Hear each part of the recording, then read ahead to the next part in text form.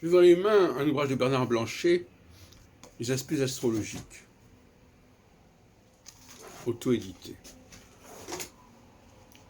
Et je tombe sur la première page de son ouvrage.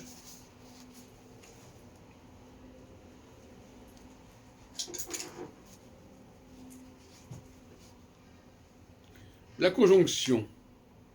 Très embêtante la conjonction. Donc c'est un aspect ambivalent.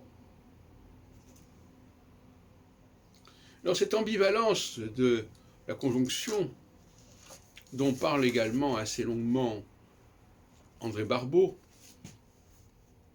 puisque beaucoup de son travail sur l'astrologie mondiale s'articule sur les conjonctions, comme chacun sait, résulte d'un contresens. J'en ai déjà parlé, mais je vais en parler sous un autre angle. En effet,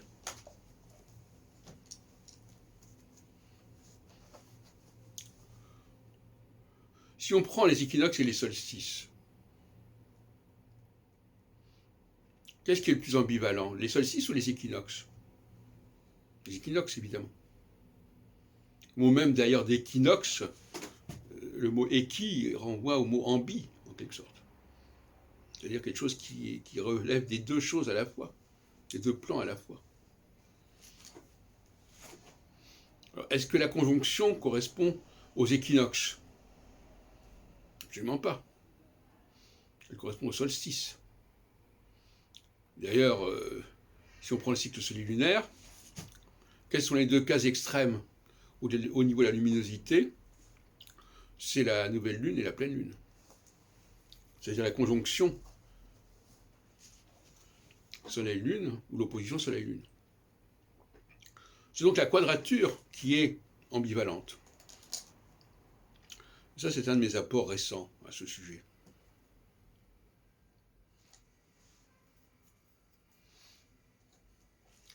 Donc Barbeau a tort quand il parle de l'ambivalence, comme Blanchet d'ailleurs, de la conjonction.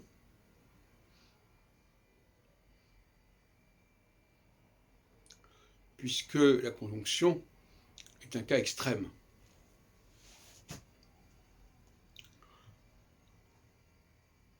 C'est le minuit ou le midi, avec l'opposition. On ne va pas revenir sur la théorie de l'hémicyclicité que j'ai déjà développée encore hier. Et donc finalement, c'est la quadrature qui est ambivalente. Et d'ailleurs, elle correspond à la demi-lune. Et la demi-lune, par définition, c'est ambivalent. Demi, ça veut dire. Et donc là, déjà, il y a un souci très grave. Parce que si on n'est pas cohérent dans son discours à ce sujet, eh bien, au niveau de l'interdisciplinarité, ça ne passe pas. Les astrologues ne peuvent pas se permettre de tenir des propos qui ne correspondent pas à ce qu'on perçoit par ailleurs.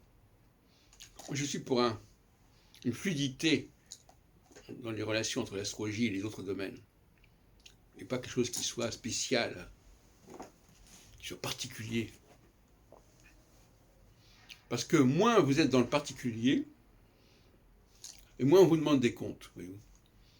Et si au moins on vous demande des comptes, moins on vous demande de démontrer quelque chose, ou de prouver quelque chose. Si vous avez la tête de quelqu'un de normal, on ne va pas vous interroger, on va vous demander vos papiers. En revanche, si vous avez l'air un peu spécial, on va faire des tas d'enquêtes à votre sujet. C'est pour ça que le destin de l'astrologie, c'est avant tout de faire un travail sur elle-même, de se reformuler, et non pas de chercher des preuves. Quand on est intégré quelque part, on n'a pas à faire des preuves, à avoir des preuves. Quelqu'un qui parle parfaitement français, on ne va pas lui demander d'où vous venez. Ça n'a pas de sens. Etc., etc. Donc, revenons aux aspects.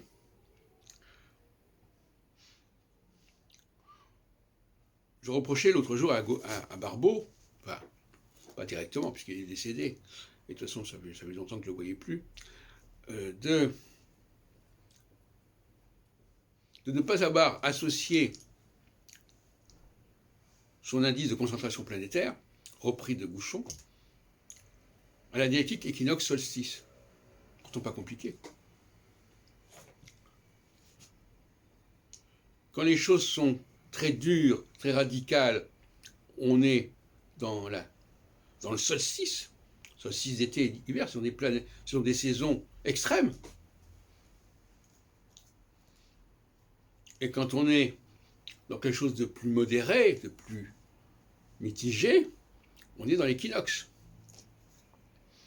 Il ne me semble pas avoir lu chez Barbeau qu'il identifiait la descente de la courbe au solstice et la montée de la courbe à l'équinoxe. C'est une lacune, c'est-à-dire il n'a pas une démarche analogique très puissante de ce point de vue-là.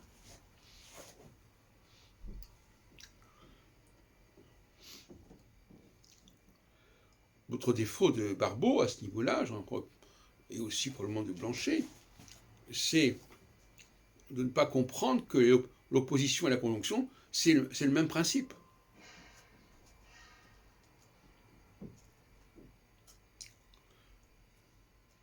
C'est pas contradictoire.